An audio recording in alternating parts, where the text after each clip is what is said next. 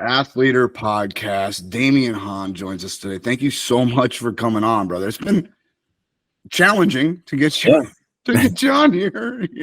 Almost dying and all. Yeah. Good for you. Great job not dying. Appreciate it. Before we pressed record, we were talking about the new facility at SDSU, and one of the things that comes to my mind is like, look, you know it's an arms race. Everybody knows that, right? Like, it's really difficult to compete with the Iowas, the Penn States, the Oklahoma States, and the money that they bring in. How does the head coach at SDSU go about funding a multi-million-dollar facility? And forgive me if I'm completely ignorant, but it seems like you did it pretty damn easily. Like, I mean, it seemed like it was pretty damn overnight. Man, so what I got here 5 years ago, 5 years, and left Cornell and got out here. And one of the kind of enticing things was talking with our AD, Justin Sell, and he talked about his vision of a facility for wrestling. And that was super enticing for me because I got to Cornell right after they built the Freedman Wrestling Center, and that was the first wrestling facility in the country. And I saw what it did for the program. So it showed that you could invest into a sport like wrestling and have success. And, we were in need. Frost, the arena that we wrestle in and where our room was built in 1970. And I don't think it's been updated since 1970. And so it was needed, and we kept growing, and, our roster was getting bigger. And there was a point for about a year and a half that we would have two practices, our afternoon practice. We'd have two practices a day because we couldn't fit everybody in there. And just to allow Joel into this kind of behind the scenes, I would call Damion and be like, hey man, I'm in north whatever Iowa or somebody doing a camp. Can I come do? I was working for Flow at the time, so I was like, I'll come do some interviews, a facilities tour. I'll talk to the guys, get some work. He's like, you're not taking a tour of this facility. You just wait till we get the new one. Yeah, right. Sorry, go ahead. Sorry. No, all good. So, that was enticing. And before I got here, our major benefactor, who made the lead gift, Frank Kurtenbach, who the facility and his family is named after, he made his first donation. And it was something to get everything started. And that was right before I got here. And then for the last 5 years, I mean, this has been my everything, I guess you could say, along with all the other components of the job. And I hit the ground running, and we just kept raising money. My development officer put me in contact because I didn't know anybody. And so my development officer put me in contact with, our alumni, our donors, and really just trying to lay down the foundation of what I guess our AD and Frank, his vision was. And so, and what is that? What do those conversations look like? Because here you are, you're brand new to a job. You're a first-time head coach, albeit I think it was kind of widely regarded. I think it was pretty widely regarded that you were one of the best assistant coaches in the country, and anywhere that you took over, you do fairly well, especially coming from Rob Cole, who, he has a great coaching tree. What do those conversations look like? You got to be like, well, I don't even know what you guys are talking about, right? I mean, a little bit, right? Yeah. Well, yes and no, because most people don't understand or realize, okay, coaching in an Ivy League school with no scholarships. Yes, they have financial aid, but it's need-based, and we don't control that. That's solely on the parents. There's a lot of fundraising that goes into Ivy League institutions. I mean, you look at their endowments. I mean, they're not bringing in that sort of revenue. I mean, like their endowments and some of their budgets and all that. I mean, a lot of it's all fundraised. And so I spending my time with Rob for about 12 and a half years. I mean, nothing short of life changing. And him being the mentor that he is, I wouldn't be in this position or have a building what we have without his leadership. And so, invaluable. So coming from a place like Cornell and understanding the things that you need, obviously the things that you want that you might not get, and learning how to manage that, I think was important, because you see a lot of these programs. You talked about the Iowas, the Penn States, and not that they don't fundraise, but they're Power Fives, right? They have a little bit bigger alumni base, maybe some more money in some cases, but I don't want to say they get everything given to them. Everyone has their issues and problems they got to work through, but doing it at a place like Cornell and then applying the same model here, when I walked in and talking to, the people and our administration and the way they brought up the building, I was like, okay, all right, I know what needs to be done. I had my ideas, stole some from Cornell, and when in our time there, we talked about doing a renovation and an addition, and it started after I left, and so I was part of that. And so I had a general idea of a facility and how I wanted it to be laid out and run.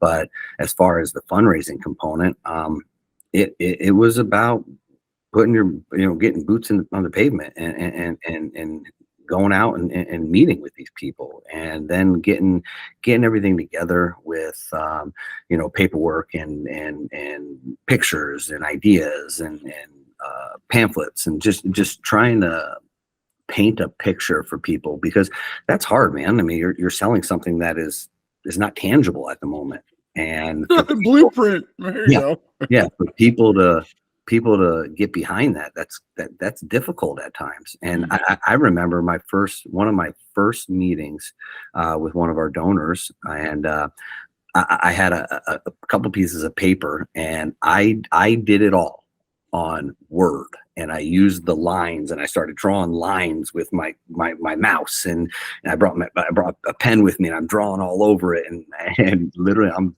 painting this picture to him, and he saw the passion that not only I had, but our administration, our university, and how they were behind it. And I got people on board, and not having a lot of connections, I guess, and knowing the people here, that was probably the most difficult part, because nobody wants to give their hard-earned money to someone that, one, they don't know. Yeah. Right. And they don't even know if they can trust me. And so I think building the relationships with people was absolutely vital and key, in maintaining those relationships. I think is important, because now, 5 years in, you talk about the facility, you talk about the things that we're doing, on the mat, in the classroom. And if there are needs, I can pick up the phone and I can call one of our alumni or one of our donors and ask, and it makes it a lot easier. And now we're to a point where you build these relationships with these people, and they ask you, Damion, what do you need? Hey, what can I do? Those are good problems to have, Damion Hahn. No, they're great, man. I wish the world of college athletics right now, it's out of control. Out of control. You talked about it being an arms race, and I wish let's take this facility and let's step back 5 years or 10 years and see how things are going. Because right now, I mean, every resource under the sun at any program out there is being tapped for everything. And when you start talking about NIL, when you start talking about RTC stuff, I mean, like, they're just getting hit from every darn angle. And I don't believe our constituents and our donors ever get a chance to actually live in the moment and enjoy, I mean, this building was built. I mean, this is the finest wrestling facility in the Big 12 conference. It's a top 4 or 5 in the entire country. Mhm. And we're already on to the next thing. Now what? And our donors and our friends of the program, I mean, they would just love a second to enjoy this and be like, wow, look what we have done. Can we cut a ribbon? Can we? Right. And so we're actually going to be doing that this fall in September. We'll have our grand open house, and it'll be all of our donors, alumni, fans. They'll come out for the grand opening, and yeah, it's been a process. But when I got here, that was one of the biggest things for me.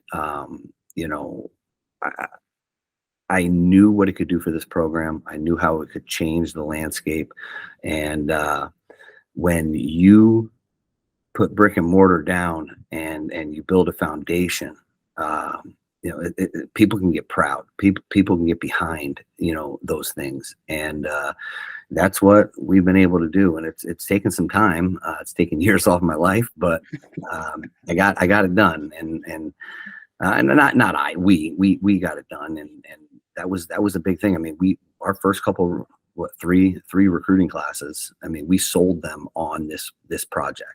And I gave people my word, and there wasn't a chance in hell I wasn't gonna, stick by it. And my staff, I mean, this university, the president, I mean, we all came together and we made this happen. So, and I think the cool thing above all, it's this project was entirely funded privately. Really?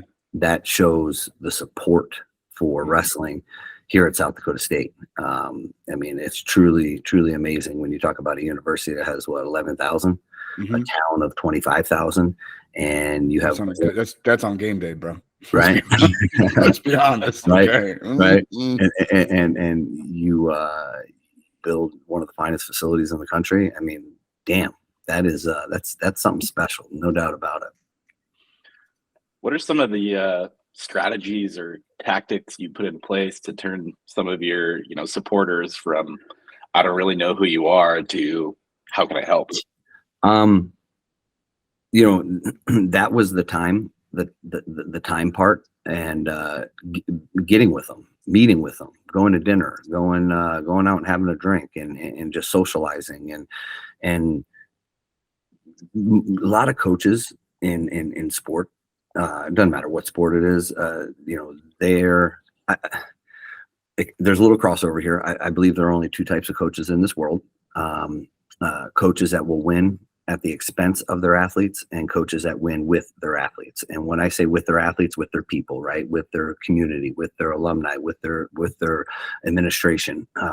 It's not always a fight, you against the world. It takes a village at times. And so, the big strategy for me was letting my donors, letting my alumni, letting my friends know that, hey, it's me.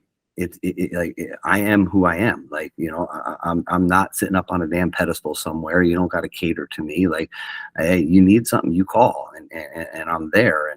And so, trying to build the relationship as, or a friendship, it's kind of a little corny little saying, but I remember being at Cornell, and it wasn't fundraising, it was friend raising, right? You're building. No, that's a good way to look at it. You're building your friend base. And I mean, Frank Kurtenbach, he's going to be 86 this year. And I got here, and he was one of the first people that I've talked to. And I literally, over the last 5 years, I built a relationship with Frank that, I meet with him every week. We go and have breakfast. I mean, it's truly amazing to sit there. And I mean, he's got 86 years worth of knowledge and experience, and just like those are the things that you can't put a price tag on. And when the time comes where, you need stuff, those conversations are a little bit easier than walking into somebody, cold calling them and being like, hey,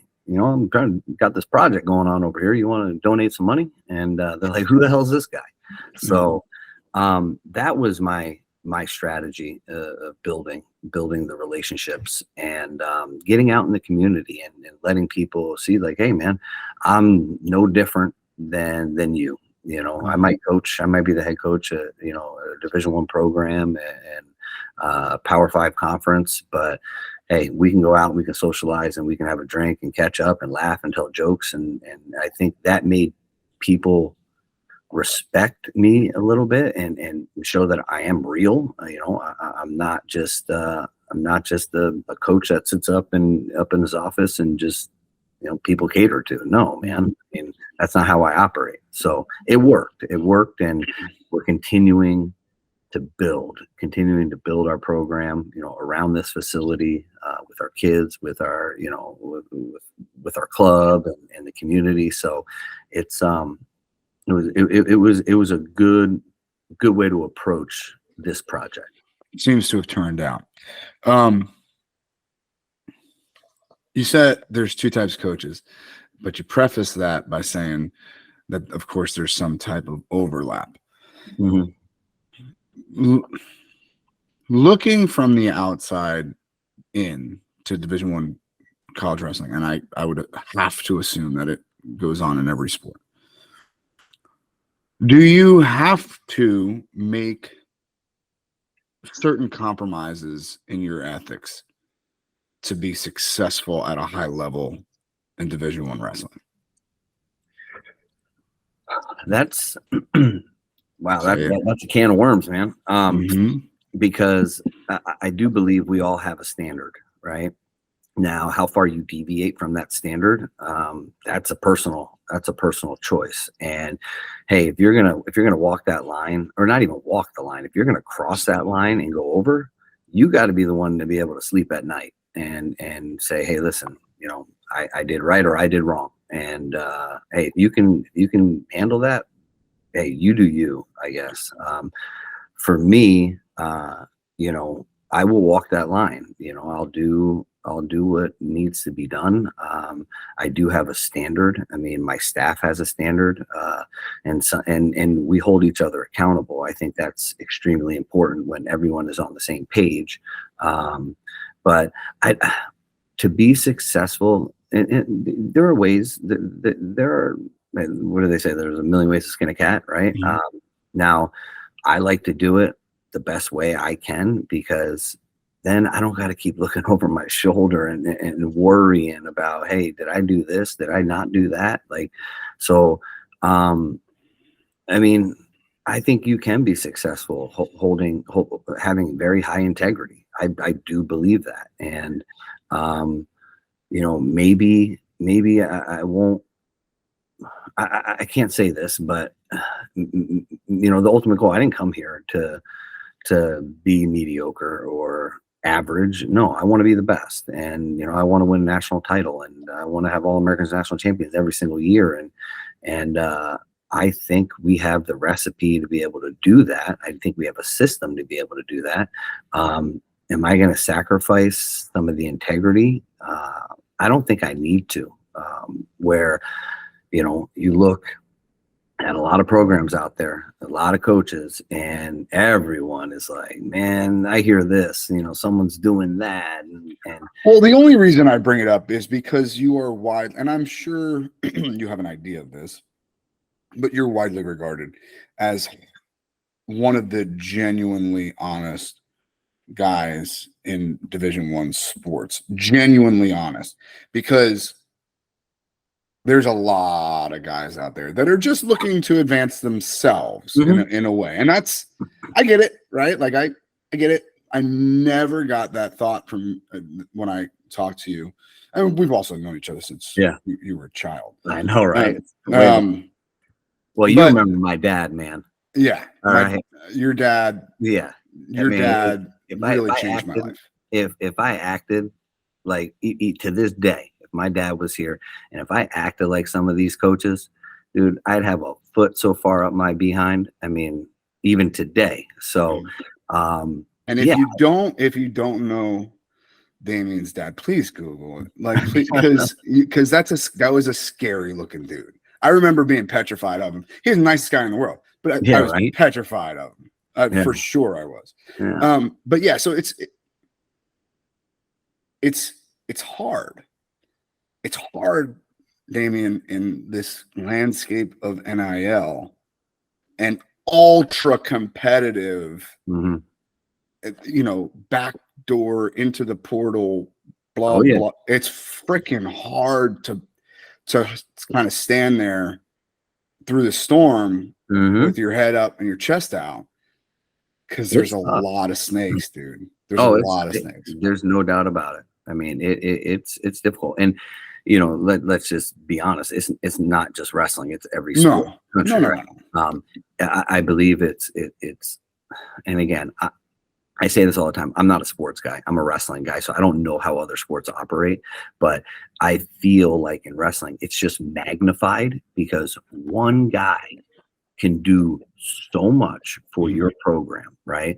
I mean, and I don't know if that's the case in other sports, right? You're working as teams. And so like, everybody's got to be on the same page, right? So, but I mean, one guy, you go out and buy a national champ and, he comes to your program. I mean, he's putting you in the top 20. I mean, hell, it might be top 15,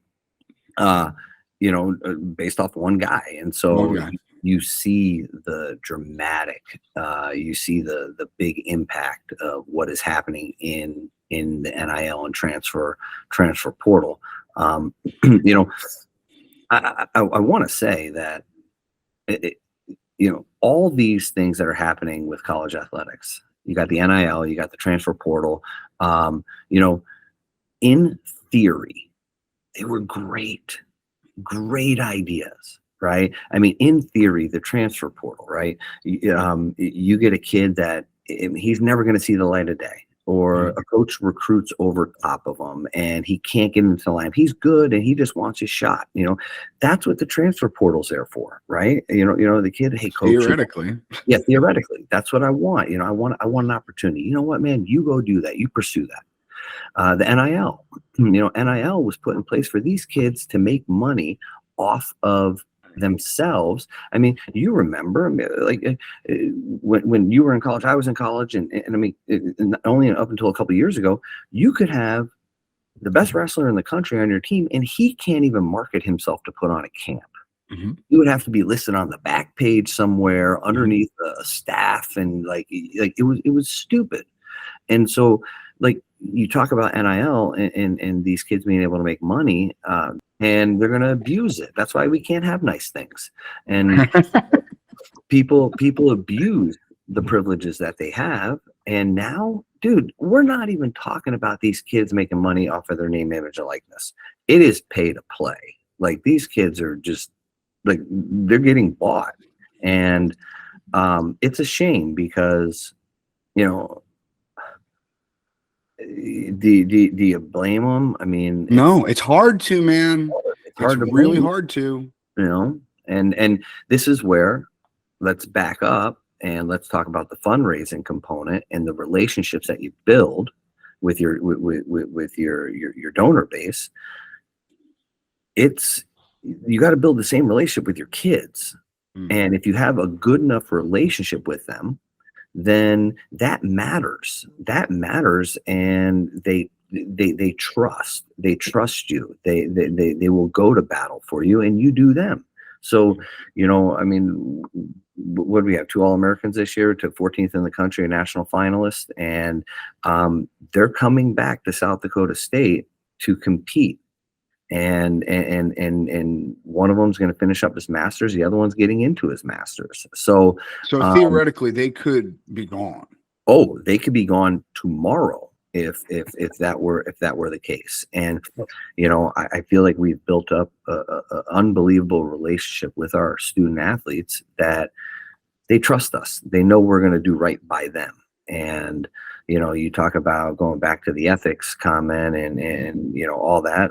I think, hey, if you treat people right, hey, can you get burned? Hell yeah, you can get burned. You can burn at anything. But I think if you treat people right, yeah, you treat you treat people right, and in return, they should do the same. And so, one of our All-Americans, he's a 2-time All-American now. He's got, one more year, Clay Carlson. The cool thing about Clay is Clay was literally my first recruit here at South Dakota State, and he was my first All-American. And so, you talk about an unbelievable story and the relationship that I have, with Clay. I mean, it's phenomenal. And, you talk about Tanner Sloan. Tanner Sloan got recruited by 2 schools coming out of high school. And I believe one was Coe College in South Dakota State. And Cody Caldwell, Iowa boy, I got the job, and he's like, "Hey, listen, you got to call Sloan and get him to, commit." And we got him to commit, and ends up being a national finalist. And the development. You were telling me about him when he first got in the room. Oh yeah. So, and that's kind of the direction I really wanted to go next, because we have talked about nothing that happens in this brand new gorgeous facility of yours yet. Like that's how crazy college athletics, college wrestling has become. It's like you and I have sat here for 25 minutes talking about NIL, fundraising, new facility. Look, I'm not going to take anything away from Tanner Sloan or Clay Carlson. Not exactly blue chippers coming out of high school. Okay? No. And again, I can't, both of them put a beating on me. Okay. But understand they weren't top 2, top 3, top 5 guys in the country at their weight class. They were developed in that Frost arena. Yep. In a sweaty, literally the walls would sweat in Frost Arena. Like literally it was just concrete walls, and they would literally sweat. The pipes would sweat. And it was comfy. It was cozy in there. Okay.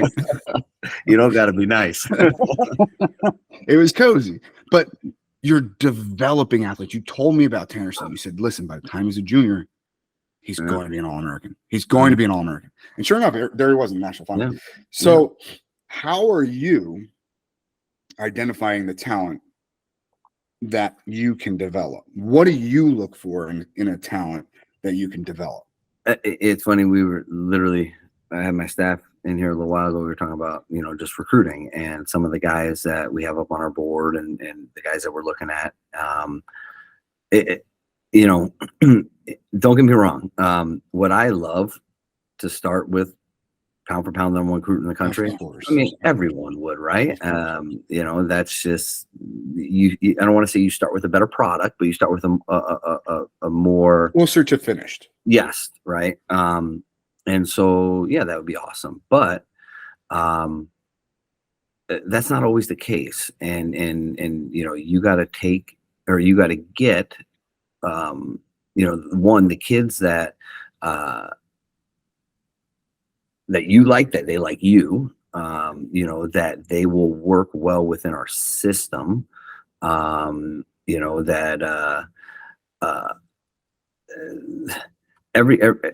programs out there, they're going to look at the number, they're going to look at the big boards, and they're going to be like, okay, listen, let's go after this kid. They know nothing about the kid.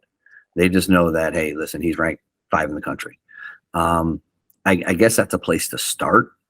But then you got to see what your needs are and see, how well this kid's going to fit within your program. How is he academically? How is he socially?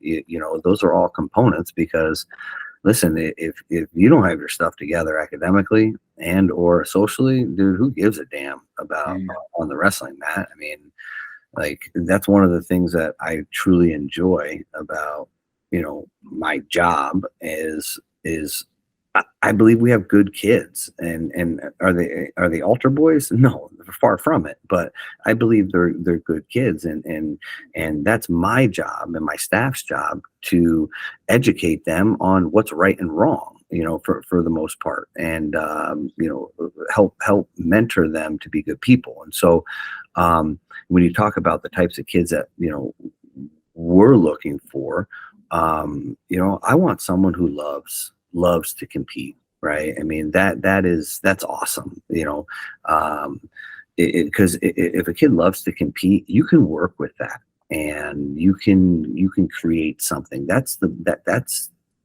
outside of all, the things that you need to do to run a program, the most fun is the development side, right? Taking something and making it better. And that was Jay. Jay used to say all the time, Jay was like, I can take something that someone else has done and make it better.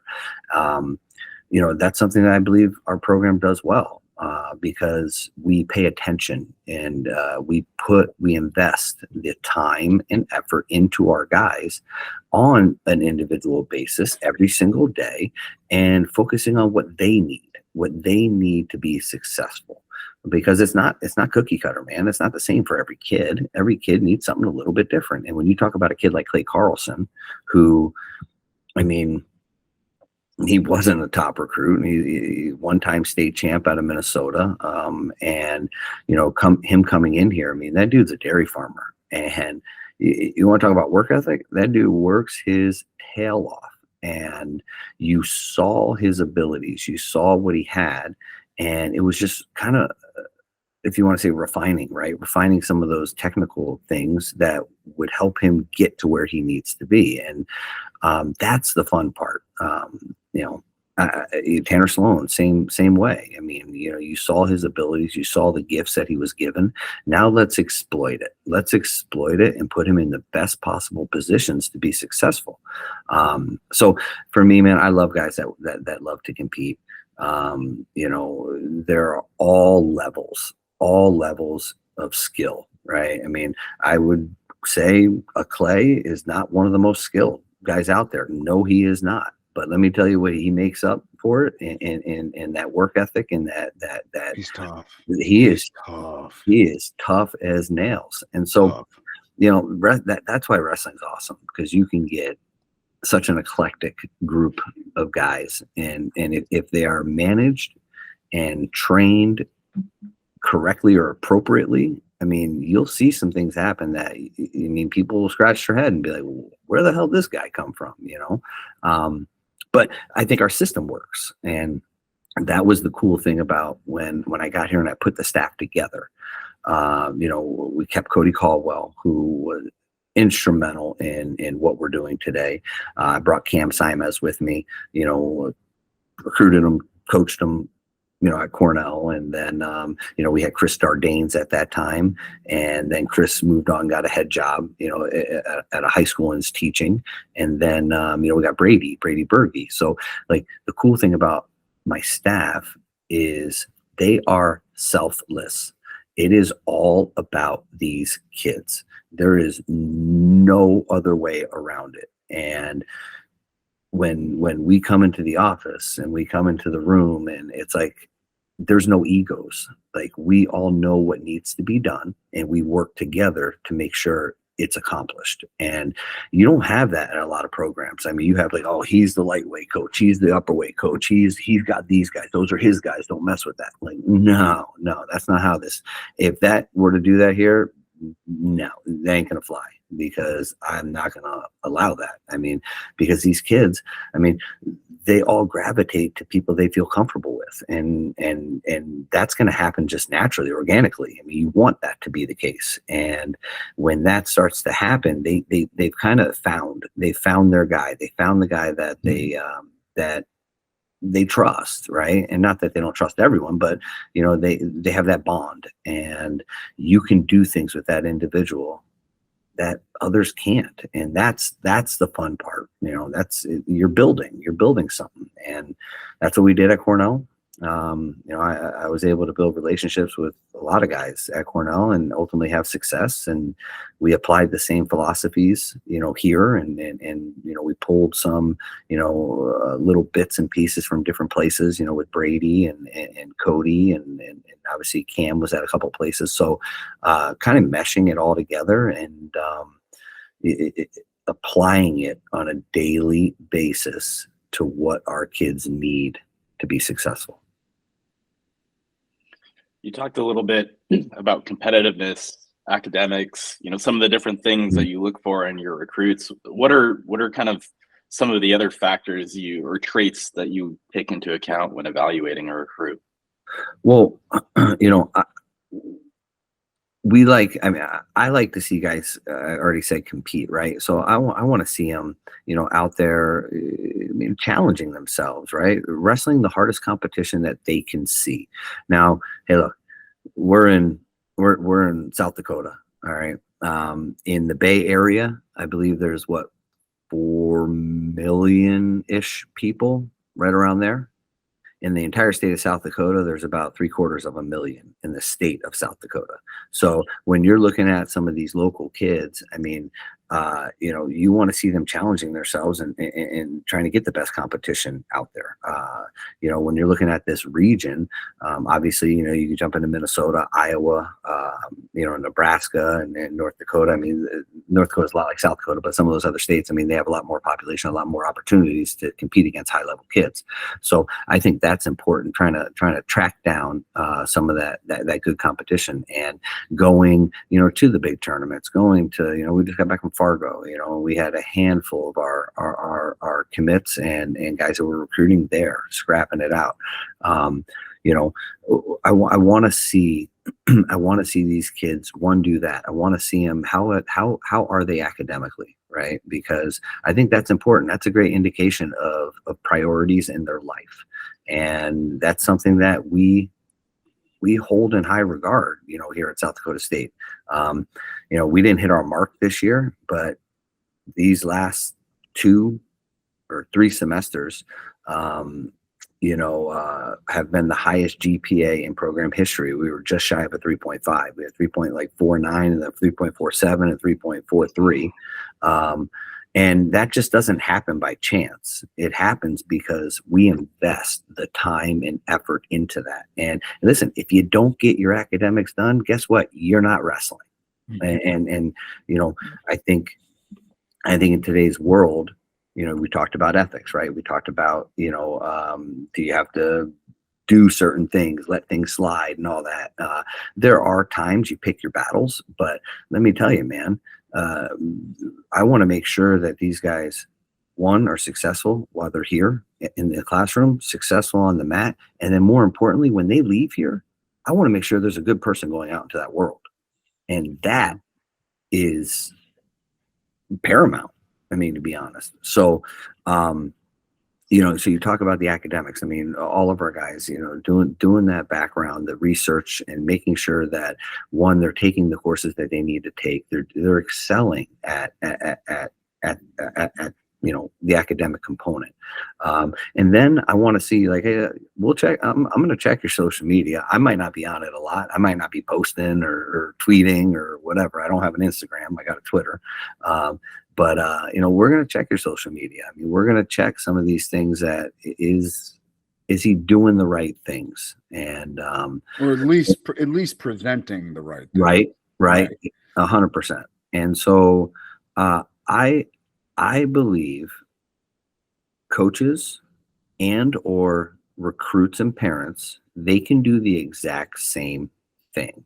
We do our research, right? And hey, are we right all the time? No, we're not. But we do our research. We call people. We call people that we know and give us information about this person, this family. I encourage parents and recruits, do the same thing. It baffles me when you see these kids go to programs and you're like, that ain't ever gonna work. And all of a sudden, hey, they hit the transfer portal, in a semester or a year. And it's like, I told you so. And it's like, do your damn homework, people.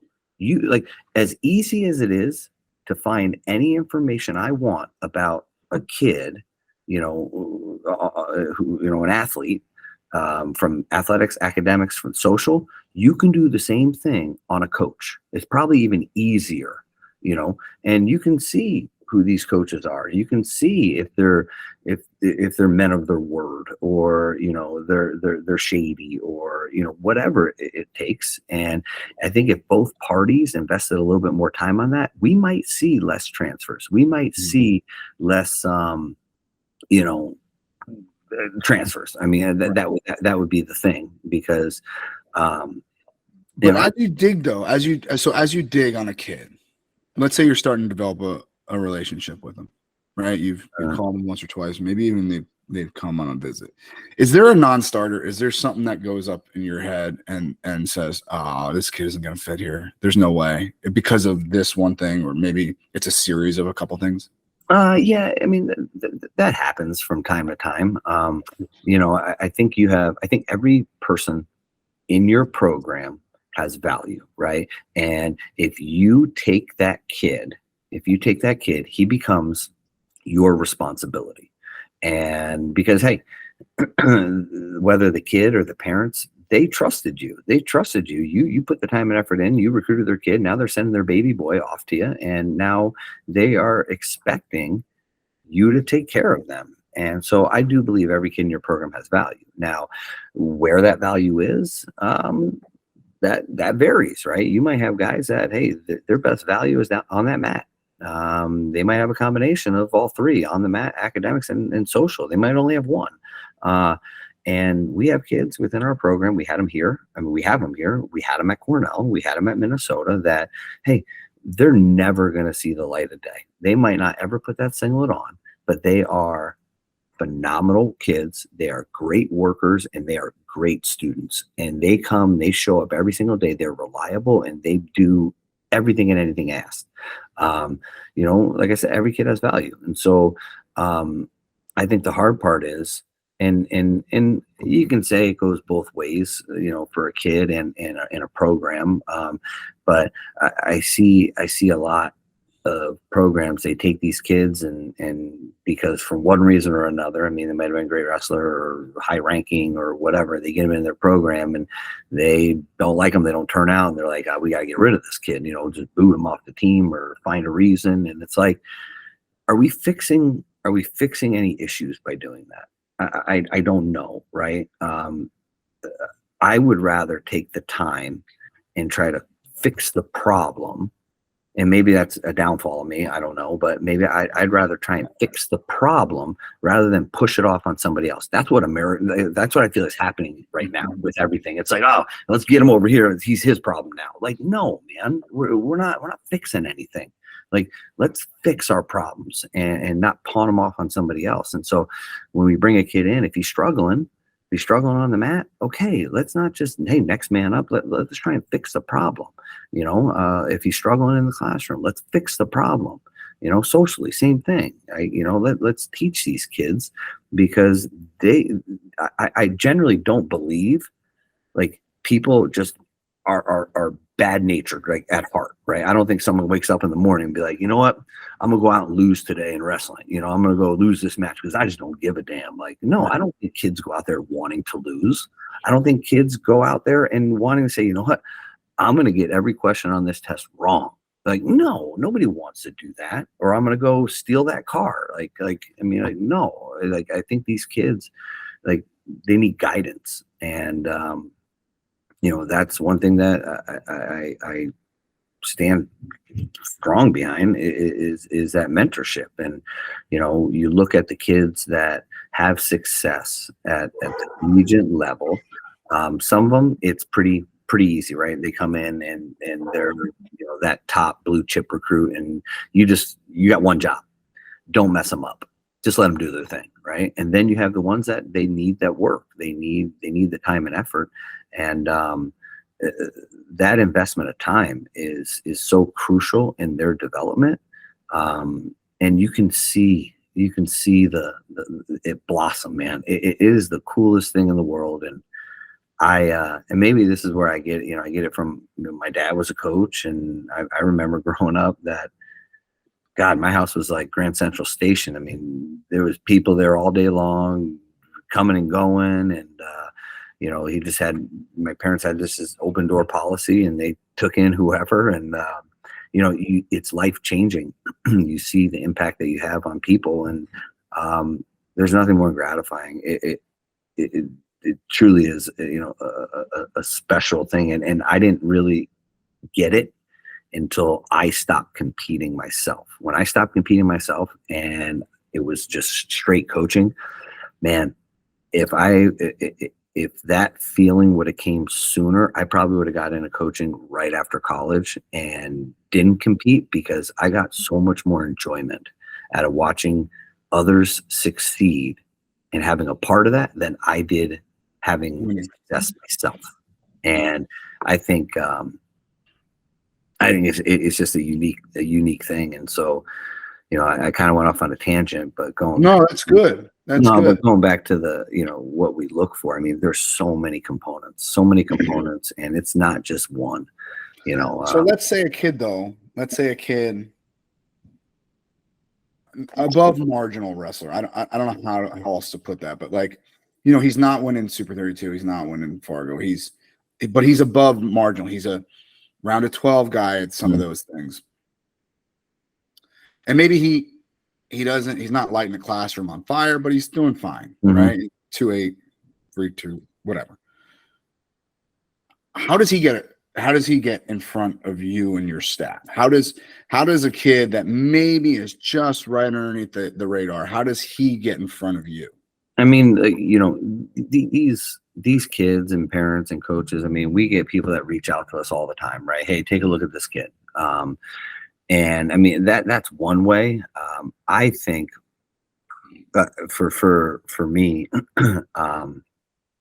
you do get references from people, and you get a reference, right? And check it, check, do a little watching yourself, because, hey, I got 2 boys, and let me tell you, my boys are awesome. They're the greatest thing at everything, and so on and so on. But they're not. They have their struggles, and sometimes people, I don't want to say embellish a little too much, but you really gotta dissect it. You gotta dissect it, and when you're getting those references. But I think the biggest thing is, like, I enjoy watching wrestling. when we were at Fargo, and God, I don't know how many hundreds of matches we saw, and you catch one clip of a guy out of the corner of your eye, and you're like, whoa. You go over and you watch, you pay attention. What is he doing, right? Does he have a good pace? Does he push the pressure? Does he back up? Is he very defensive, offensive? Like, there were a couple kids that I really liked this past weekend. They didn't place, and but let me tell you, they were too offensive.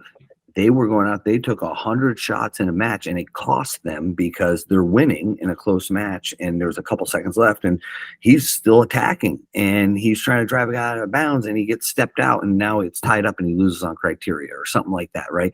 I think, paying attention and watching, the best guys, they're easy to watch, right? Everyone's watching the best guys. You don't even have to watch them. I mean, they're already producing, right? But it's those other ones that, the kids that you're talking about, looking up those references, taking a look through, brackets, if you missed something, and looking, and then going back and doing your research.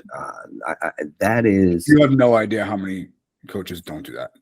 I maybe you do have an idea, but I don't think most of the people listening to this, I don't think most of the people listening to this have any idea of just how rare what you're talking about is, because you're dead on.